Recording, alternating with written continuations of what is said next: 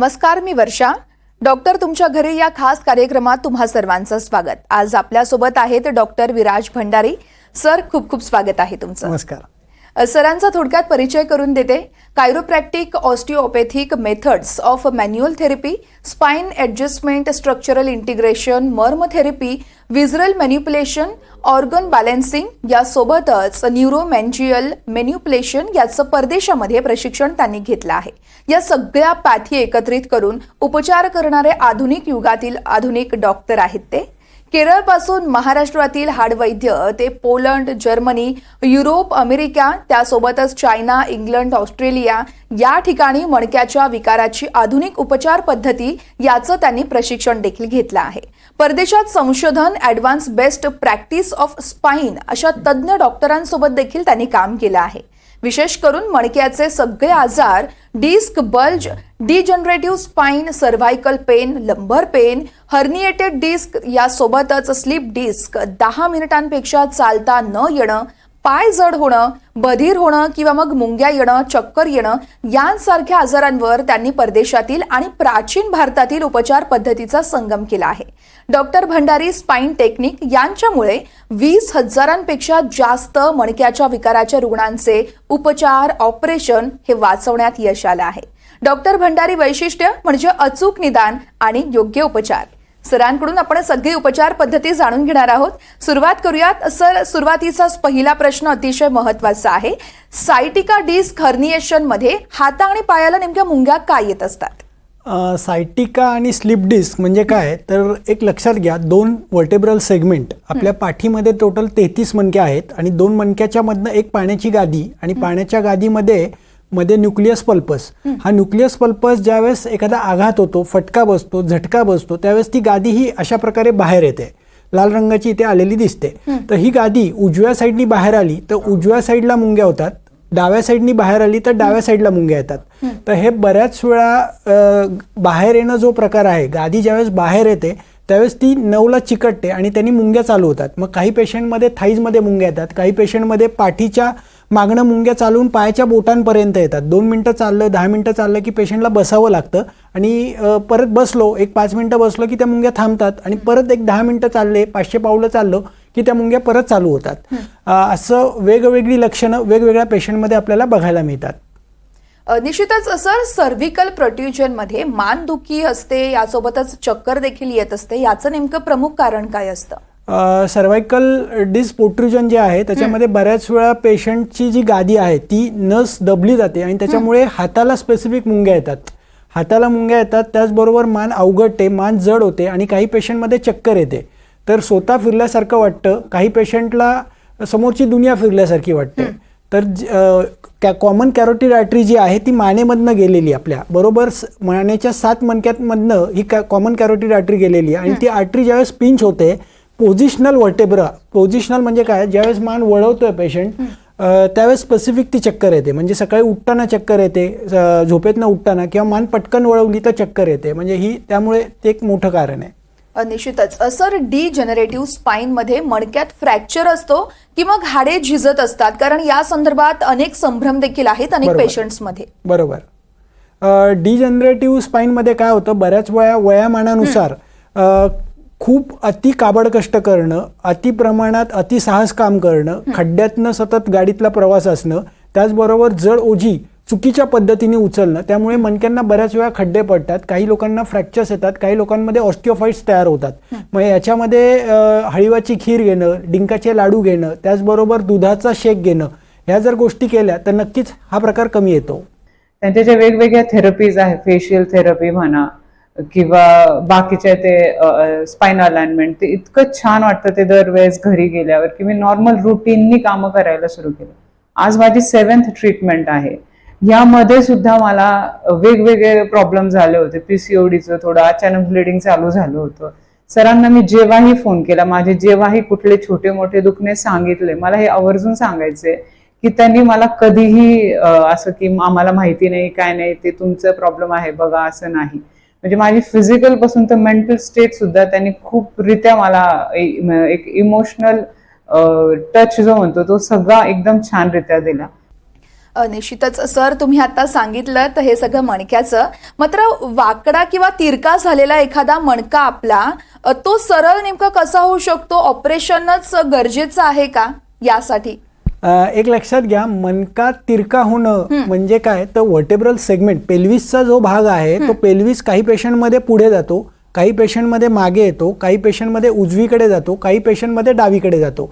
हे होत असताना गादी जेव्हा बाहेर येते तेव्हा कमरेचे 5 मणके हे उजव्या साईडला शिफ्ट होतात, पेल्विसचा भाग डावीकडे शिफ्ट होतो आणि ते शिफ्ट झाल्यामुळे बऱ्याच वेळा मणका हा तिरका होतो. आणि तिरका होणं हे ॲटोइम्युन सिस्टीम आहे. ॲटोइम्युन म्हणजे काय, तर बऱ्याच वेळा जी गादी बाहेर होते तिथे आजूबाजूला इन्फ्लामेशन येतं आणि इन्फ्लामेशन झाल्यामुळे तो तिरका झालेला मणका मॅन्युअल थेरपीने पूर्णपणे बरा होतो. मॅन्युअल थेरपी म्हणजे काय, त्यामध्ये बेसिकली इंटिग्रेटेड अप्रोच खूप महत्त्वाचा आहे. कारण आज बाहेर तुम्ही कुठल्याही ऑर्थोपेडिक डॉक्टरकडे गेलात तर ते लॅमिनेक्टॉमी किंवा डिसेक्टॉमी, जी गादी ही बाहेर आली आहे त्या गादीला ते लोक कट करतात. पण आपण काय करतो, आपल्याकडे आपण 2 मणक्यातलं अंतर वाढवतो. त्याच्यासाठी फेशियल मॅनिप्युलेशन नावाची ट्रीटमेंट आहे. फेशियल मॅनिप्युलेशन म्हणजे काय, पोश्चर करेक्शन केलं जातं. ज्यांचे खांदे तिरके झालेत, वर खाली झालेत, पेल्विसचा भाग पुढे मागे गेलाय, कमरेचा भाग हा तिरका झालेला आहे, याच्यामध्ये आपण स्पेसिफिक रिअलाइन द स्ट्रक्चर, म्हणजे प्रत्येक मणक्याच्या आजूबाजूचे सांधे, कमरेचा भाग हे सगळं आपण रिअलाइन करत जातो आणि रिअलाइन करत मसल बॅलन्स केले जातात, फेशिया बॅलन्स केला जातो. त्याचबरोबर क्रायोप्रॅक्टर ट्रीटमेंट, क्रायोप्रॅक्टरमध्ये काय केलं जातं, जिथे मणके पुढे मागे झालेत, सरकलेत, उजवी साईड पेल्विस मागे आलाय, डाव्या साईडचा पेल्विस पुढे गेलाय, ऑब्च्युरेटर फोरामेन आपण चेक करतो एक्सरेमध्ये, MRI चेक केलं जातं आणि ठरवलं जातं नक्की मणका किती तिरका झाला आणि कुठल्या मसल या मेनली फॉल्ट आहे. मग तिथे आपण त्या मसलला, त्या लिगामेंटला रिलीज करतो. बऱ्याच वेळा तिथे लिम्फॅटिक ड्रेनेज किंवा लिम्फ नोड साठतात, त्याचबरोबर लिगामेंट टाईट होऊन जातात, मसल टाईट होतात, ते आम्ही रिलीज करतो. त्याचबरोबर काही पेशंटमध्ये व्हिसरल मॅनिप्युलेशन म्हणजे ऑर्गन बॅलन्स केले जातात. बऱ्याच वेळा राईट किडनी ही मूव्ह होते पुढे मागे, तिथले लिगामेंट टाईट होतात. तिथले लिगामेंट टाईट झाल्यामुळे बऱ्याच वेळा पाठीमागचा जो मसल आहे, थोरॅकोलंबर फेशिया म्हणजे पाठीच्या मागचे मसल कडक होतात आणि हे एक मोठं कारण असतं. बऱ्याच वेळा काही वेळेस क्रेनिओसॅक्रल फ्लुइड, डोक्यामधलं जे फ्लुइड आहे ते फ्लुइड मिसअलाइन होतं. बऱ्याच वेळा आम्ही पेशंटच्या डोक्यावरती हात ठेवतो आणि चेक करतो की हा पेशंट न्यूरोलॉजिकल आहे का, क्रेनिओसॅक्रल रिदम त्याचा मिसअलाइन आहे का, ब्रेनमधलं व्हाईट ड्युरा मॅटर मिसअलाइन आहे का, व्हिसरल ऑर्गन मिसअलाइन आहे का, मस्क्युलोस्केलेटल सॅक्रल प्लेक्ससमध्ये प्रॉब्लेम आहे. हे सगळं चेक केलं जातं, डायग्नोसिस केलं जातं. नक्की पेशंटचा मणक्याचा आजार हा फेशियामुळे, मणक्यामुळे आहे, व्हिसरल ऑर्गनमुळे आहे का न्यूरोमेनिंजियल आहे, त्यानुसार इंटिग्रेट अप्रोच ट्रीटमेंट दिली जाते. म्हणून त्याच्यामध्ये ऑपरेशन हे वाचतं. अर्थातच खूप चांगला आहे हा उपचार असं म्हणायला काही हरकत नाहीये, कारण ऑपरेशन विना उपचार घेणं कोणाला का आवडणार नाही. सर, आपण पाहतो एक्सरे आणि मग MRI हे नेहमीच काही जण करत असतात, मात्र यातला फरक नेमका काय असतो? एक लक्षात घ्या, एक्सरे जे आहेत, एक्सरे मध्ये तुमचे बोनचे पिक्चर्स दिसतात, ॲक्युरेट बोन कसे आहेत. बऱ्याच वेळा काही पेशंटचे बोन जे आहेत हे तिरके होतात. पेल्विसचा भाग जो आहे MRI मध्ये दिसत नाही, पेल्विस पुढे गेलाय, मागे गेलाय, ऑब्च्युरेटर फोरामेनचे डायमीटर पेल्विसमध्ये तुमच्या MRI मध्ये दिसत नाही. एक्सरेमध्ये स्पेसिफिक बोन दिसतात, कुठे मिसअलाइन झालेत, उजवीकडे गेलेत, डावीकडे गेलेत, रूट कॉज काय आहे मणक्याच्या आजाराचा. त्याचबरोबर MRI मध्ये 2 मणक्यातली गादी समजते, तिथे कुठे मांसाची वाढ झाली आहे का, तिथे कुठे हिमेंजिओमा झाला आहे का, तिथे नव किती दबली आहे, तिथला एपिकॅनॉल किती आहे, हे सगळं MRI मध्ये समजतं. त्याच्यामुळे पेशंटला एक्सरे आणि MRI हे दोन्ही बघून जर निदान केलं आणि त्याचबरोबर पेशंटला चेक करणं म्हणजे काय, पेशंटच्या डोक्यावरती हात ठेवून आपण पूर्ण चेक करतो नक्की पेशंटचा त्रास हा ब्रेनपासून आहे का, ऑर्गनपासून आहे का, मागं मस्क्युलोस्केलेटल आहे. त्याचबरोबर पेशंटची नाडी परीक्षा केली जाते. त्याचबरोबर हे नर्वोस्कोप नावाचं मी मशीन आणलंय, हे अमेरिकेचं मशीन आहे. याच्यामध्ये आम्ही मानेच्या पहिल्या मणक्यापासून ते माकड हाडापर्यंत हे मशीन लावतो आणि ते लावत असताना तिथलं नर्व टेम्परेचर किती आहे हे चेक केलं जातं. मग पेशंटचा तो त्रास ॲक्यूट आहे, क्रोनिक आहे का, किती दिवसापासून हे समजतं आणि मेन रूट कॉज काय आहे हे समजून जर ट्रीटमेंट केली तर नक्कीच पेशंटला हा फायदा होतो. मैं वैष्णवी रस्तोगी, मैं मगरपट्टा से आई हूँ. मेरे बैक में बहुत पेन था और मेरे पैर में बहुत मूंगी आती थी, मैं चल भी नहीं पाती थी, बैठ भी नहीं पाती थी। मेरे मामा ने मुझे फिर सजेस्ट किया डॉक्टर विराज भंडारी के पास जाओ, उनको भी प्रॉब्लम थी तो वो भी आते थे। उसके बाद मैं आने लगी यहाँ पे तो धीरे धीरे रिलीफ मिलता था। पहले बैठने नहीं आता था, फिर बैठने आने लगा, नीचे मांडी डाल के। मूंगियाँ 2-3 थेरेपी के बाद ख़त्म हो गए। अभी मुझे बहुत रिलीफ है पहले से, अभी सब कुछ कर सकती हूँ मैं। निश्चितच सर, एपिड्युरल इंजेक्शन मणक्यात इंजेक्शन घेतल्यानंतर देखील बरेच रुग्ण तुमच्या क्लिनिकमध्ये येत असतात असं आम्ही युट्यूबवर ऐकलं आहे, ते नेमकं कसं काय? एक लक्षात घ्या, इपिड्युरल इंजेक्शन्स जे आहेत त्याच्यात बुटाडीन नावाचं किंवा steroid drug inflammatory muscle relax करणारे, मसलचं स्वेलिंग कमी करणारे काही औषधं वापरली जातात. त्यांनी डिस्क ही सुकते, परंतु एक लक्षात घ्या, डिस्क जरी सुकली तरी 2 मणक्यातलं अंतर हे कमी झालेलं असतं. ते अंतर इंजेक्शननी वाढत नाही. आणि त्याचबरोबर कधी कधी पेशंटची डिस्क ही दोन्ही बाजूनी बाहेर येते. इंजेक्शन हे एकाच साईडला दिलं जातं. कधी कधी रूट कॉज उजवीकडे असतो पण गादी डावीकडनं बाहेर आलेली असते. त्यामुळे इंजेक्शन हे तात्पुरता काही लोकांना बरं वाटतं. म्हणजे त्याचा रिझल्ट जो आहे, 100 लोकांना इंजेक्शन दिले तर त्यातले एक 8 ते 10 रुग्णांना बरं वाटतं. त्याच्यामुळे मसल बॅलन्स करणं, फेशिया बॅलन्स करणं, त्याचबरोबर ॲक्युरेट डायग्नोसिस करून जर ट्रीटमेंट मॅन्युअल थेरपी दिल्या तर नक्कीच पेशंट हा बरा होऊ शकतो. सर, लॅमिनेक्टॉमी आणि डॉक्टर भंडारी स्पाइन टेक्निकमध्ये नेमका फरक काय आहे? लॅमिनेक्टॉमी म्हणजे काय, तर डिस्क कट करणे, त्यालाच इंग्लिशमध्ये डिसेक्टॉमी म्हणतात काही लोक. तर डिस्क हर्निएशन किंवा डिस्क पोट्रुजन, ज्यांच्या मणक्याच्या गाद्या ह्या बाहेर आलेल्या आहेत, मणक्याची गादी बाहेर आली, तिथे फायब्रोसिस झालं, नव चिकटली गेली, त्या पेशंटमध्ये कधी कधी पाय जड होतो, पाय बधीर होतो, पायाला सरसरा मुंग्या येतात, कंबर सतत दुखते, सकाळी उठल्यानंतर कंबर अवघडते. ह्याच्यामध्ये काय होतं, डॉक्टर लोक आज ऑर्थोपेडिककडे गेलात तर त्याचा सल्ला असतो की ती डिस्क कट करा, पण कधी कधी 4-4, 5-5 गाद्या पण बाहेर आलेल्या असतात. मग नक्की पेशंटची गादी बाहेर येणं हा रूट कॉज नेहमी गादी बाहेर येणं हा नाही आहे, तर कधी कधी मसल इम्बॅलन्स असतात, कधी फेशिया इम्बॅलन्स असतो. मग आपण काय करतो की जे मसलचं रिजनरेशन करणं, तिथले वर्टेब्रल सेगमेंटचं अंतर वाढवणं, त्याचबरोबर पेशंटच्या मसलची ताकद वाढवणं, जेणेकरून गादी परत आत जायला जागा तयार करून देणं, या गोष्टी जर केल्या आणि त्याचबरोबर योग चिकित्सा, आयुर्वेद चिकित्सा, मर्मथेरपी हे सगळं एकत्र इंटिग्रेशन जर दिलं तर नक्कीच पेशंटचं ऑपरेशन वाचू शकतं. सर, पुढचा प्रश्न महत्त्वाचा आहे. मणक्याचा टीबी पॉट स्पाइन हा बरा होऊ शकतो का? कारण या संदर्भात देखील अनेक प्रश्न आहेत जे आपल्या प्रेक्षकांना पडले आहेत. एक लक्षात घ्या, AKT म्हणून आता गव्हर्नमेंट आपली ट्रीटमेंट देतं. AKT नावाची ट्रीटमेंट ही टीबीसाठी दिली जाते, ज्याच्यामध्ये मणक्याचा टीबी जो आहे, पॉट डिसीज, ज्याच्यामध्ये मणक्याला खड्डे पडतात स्पेसिफिक, आणि त्याच्यामुळे बऱ्याच वेळा मसल शॉर्टनिंगमध्ये जातात, आजूबाजूचे लिगामेंट शॉर्ट होतात, तिथे खड्डे पडल्यामुळे तिथे फायब्रोसिस होतं, लिम्फ नोड तिथे स्वेल होतात आणि तिथे पेशंटला दुखत असतं सतत. मग AKT सोबत जर मॅन्युअल थेरपी दिल्या, तिथल्या मसल रिलीज केल्या, तिथे साठलेले कॅलोजन फायबरच्या गाठी ज्या आहेत त्या सोडवल्या, लिम्फ नोडला ड्रेन केलं, तर नक्कीच पेन तिथलं कमी होतं. आणि त्याचबरोबर टीबीचे मुळे होणारे ॲडव्हर्स इफेक्ट पण आपण काढू शकतो आयुर्वेदिक औषधामुळे. सर, तुम्ही आयुर्वेदचा आता उल्लेख केलात. आयुर्वेद मणका विकार काय आहे आणि त्याचं महत्त्व नेमकं कसं सांगितलं गेलंय?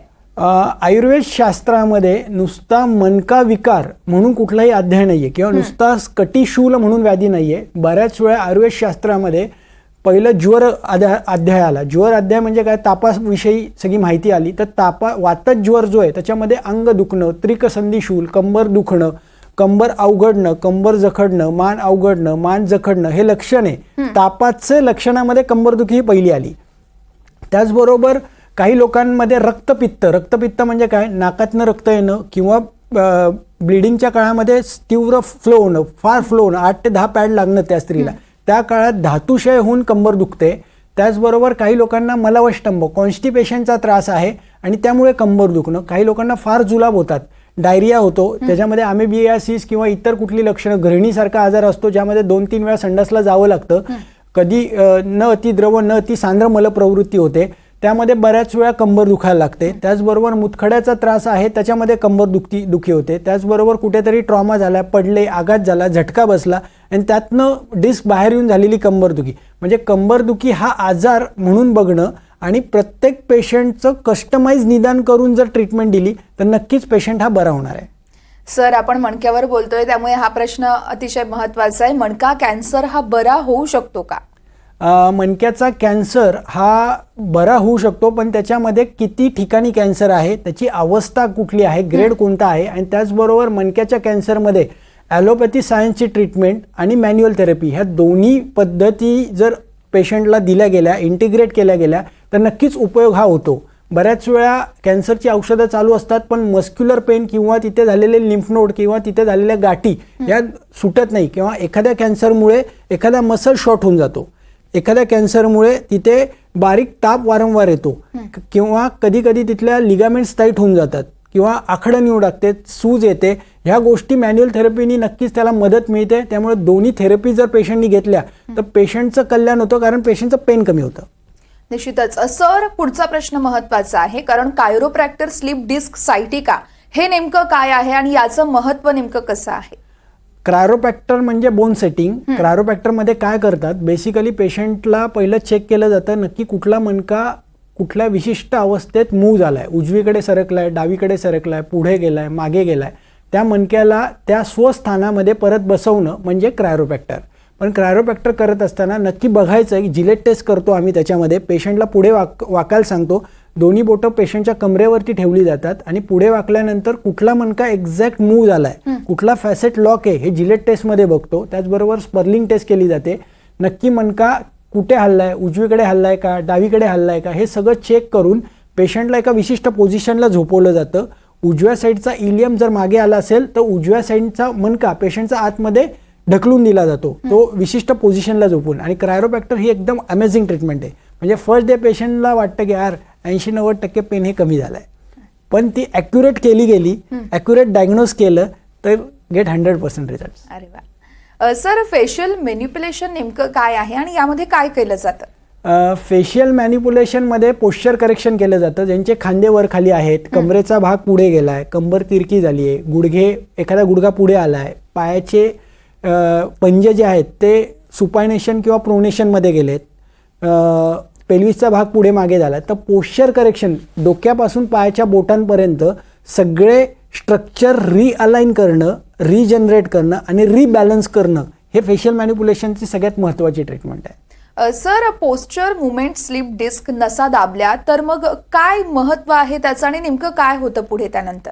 एक लक्षात घ्या, बऱ्याच वेळा लोक दीर्घकालीन एका जागेवरती बसतात, मोर दॅन 8-8, 10-10, 12-12 तास एका जागेवर बसतात, 8-8, 10-10, 12-12 तास एका जागेवर उभे राहतात. ते उभं राहणं, जास्त वेळ बसणं हे दोन्ही धोकादायक आहे. समदोषः समग्निच समधातू मल क्रिया प्रसन्न आत्मा स्वस्थ इति अभिधीयते. आपले दोष हे समान पाहिजेत. दोष समान असण्यासाठी तुमचं बसणं, तुमचं उठणं, तुमचं चालणं, तुमचं हालचाली या सगळ्या कॉन्शियसनेसमध्ये पाहिजे. तुम्ही 1 तास बसलाय, 1 तासानंतर उठा, थोडंसं 5 मिनटं चाला. जरी गाडीचा प्रवास असेल, विमानाचा प्रवास, रेल्वेचा प्रवास, कंपल्सरी 1 तासानंतर तुम्हाला चालायचं 2 ते 3 मिनटं. कंटिन्युअस एका जागेवर बसायचं नाहीये. त्याचबरोबर तुम्ही कसे बसताय, कसं झोपताय, कसं उठताय हा स्वतःचा अभ्यास करायचा आहे, म्हणजे आपली मानदुखी आणि कंबरदुखी ही वाढणार नाहीये. निश्चितच सर, पाठदुखीचं आपण म्हणतोय, मात्र रात्री झोप न होणं हे देखील पाठदुखीचं लक्षण असू शकतं का? हो, नक्कीच. एक लक्षात घ्या, झोप जर व्यवस्थित नाही झाली तर मसल्स सगळे आखडून जातात, आणि त्याचबरोबर झोप न झाल्यामुळे पित्त वाढतं, त्याचमुळे इसोफेगस आणि स्टमकच्या तिथले लिगामेंट हे टाईट होतात. त्यामुळे झोप जर झाली नाही तर पेशंटला दिवसभर ताप आल्यासारखं वाटणं, जांभळ्या येणं, सगळं अंग दुखणं ही लक्षणं दिसतात. त्यामुळे झोप वेळेत घेणं आणि वेळेवर जेवणं ह्या 2 गोष्टी खूप महत्त्वाच्या आहेत मणक्याच्या आजारात. सर, स्लीप डिस्क कंबरदुखीमध्ये इंडियन टॉयलेट वापरणं चांगलं की मग कमोड वापरणंच योग्य आहे? एक लक्षात घ्या, इंडियन टॉयलेट वापरणं हे खूप गरजेचं आहे, कारण इंडियन टॉयलेटमध्ये आपण पाय दुमडून बसतो, आणि पाय दुमडून बसल्यामुळे आपणाचा वेग ऑटोमॅटिक येतो, मल साफ होतो स्वच्छ. आज वेस्टर्न टॉयलेटमध्ये काय होतं, कुथावं लागतं, जोर द्यावा लागतो, त्याच्यामुळे बऱ्याच वेळा इंटेस्टायनलच्या मोबिलिटी ह्या कमी होत जातात. त्याच्यामुळे इनडायजेशनचा प्रकार, त्याचबरोबर पोट फुगणं, गॅसेस होणं हे विकार वाढतात. त्यामुळे जर इंडियन टॉयलेट वापरत असाल तर सगळ्यात चांगलं आहे. सर, सायटिका स्लिप डिस्कमध्ये सेक्शुअल इंटरकोर्स करावे की नाही या संदर्भात देखील थोडंसं मार्गदर्शन करा. एक लक्षात घ्या, ज्यांना डिस्क बल्ज आहे, डिस्क हर्निएशन आहे, डिस्क पोट्रुजन आहे, त्याच्या काळामध्ये पेशंटच्या हालचाली ज्या आहेत या आखडलेल्या नाही आहेत, पेशंटची कंबरी आखडलेली नाही आहे, ग्रेड 3 पर्यंतचा ज्यांना त्रास आहे, ज्यांचे कंबर पूर्ण पॅक नाहीये, आखडून नाही गेली आहे, त्यांनी इंटरकोर्स करावा. आणि इंटरकोर्स करताना नवऱ्याची आणि बायकोची दोघांची इच्छा असेल तर इंटरकोर्स करावा. त्याचबरोबर ग्रेड 4 मध्ये मसल पूर्ण आखडून गेल्यात, कंबर पूर्ण कडक झाली आहे, तर अशा काळात शक्यतो इंटरकोर्स थांबवावा.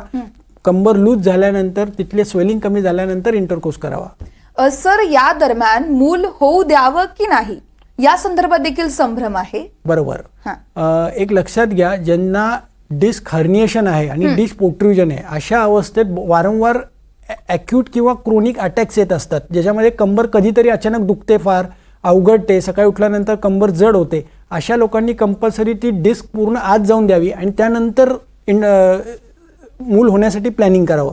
बऱ्याच वेळा डिस्क हर्निएट झालेली असते आणि जर चुकून त्या काळात जर प्लॅनिंग केलं गेलं तर बऱ्याच वेळा एक 4-5व्या महिन्यात ॲबॉर्शनचे चान्सेस होतात किंवा कंबर अवघडते, वारंवार दुखतं. जसं जसं 8व्या-9व्या महिन्यात पोट पुढे यायला लागतं तसं तसं पाठीचे मसल्स हे कडक व्हायला लागतात आणि वेदना प्रचंड होतात. मग एखाद्या वेळेस BP शूट होतो त्याच्यामुळे, किंवा बाळाचे ठोके कमी जास्त होतात. त्याच्यामुळे शक्यतो तो आजार पूर्ण बरा झाल्यानंतर तो पुढचा चान्स घ्यावा. सर, यानंतर महत्वाचा आहे प्रश्न खूप, कारण पाठदुखीमध्ये मसाज करावा का आणि नेमका कसा आणि कोणता मसाज करावा? एक लक्षात घ्या, पाठदुखीमध्ये कंपल्सरी मसाज हा केला गेला पाहिजे. कारण मसाज करताना मेडिकेटेड ऑइलचा तिथे वापर करा. तिथे काही ठिकाणी आपण तिळाचं तेल वापरू शकतो, काही ठिकाणी कोटम चुक्क्यादी ऑइल आहे, पिंड तेल आहे, मुरवेन्ना तेल आहे, यासारखे ऑइल्स वापरून जर मसाज केला गेला आणि मसाज करताना मानेपासून पायाच्या बोटापर्यंत खालच्या दिशेने आपल्याला मसाज करायचा आहे. मसाज करताना नेहमी खालच्या दिशेने जायचं आहे, आपल्याला मानेपासून खाली जायचं आहे, मिड बॅक पासून खाली कमरेपर्यंत जायचं आहे, कमरेपासून खाली पायांपर्यंत एकसारख्या मुवमेंटमध्ये जर तो मसाज केला गेला हलक्या हाताने तर नक्कीच फायदा होतो. आणि त्यानंतर कंपल्सरी शेक घ्यायचा आहे. बऱ्याच आपल्या घरात कुकर असतो, कुकरची शिट्टी काढायची, त्या कुकरमध्ये दशमूळ 2 चमचे, एरंडची पानं 2-3, निरगुडीची पानं 2-3, कुकर चांगला मोठा ठेवायचा फ्लेम आणि कुकरच्या वरती हिरवा पाईप लावून चांगला वाफारा 30 मिनिटं जर घरी घेतला तर नक्कीच कंबरदुखी, मानदुखी, सांधे दुखणं हे सगळं नक्कीच कमी होऊ शकतं. निश्चितच सर, त्यामुळे मणक्याच्या आजाराची अर्थातच सगळ्या प्रेक्षकांच्या मनामध्ये असलेला संभ्रम तुम्ही दूर केला असं म्हणावं लागेल. खूप खूप धन्यवाद, तुम्ही आमच्यासोबत संवाद साधलात आणि प्रेक्षकांना सगळी माहिती दिलीत त्यासाठी. धन्यवाद. आणि यासह आता आम्ही इथेच थांबतोय. नमस्कार.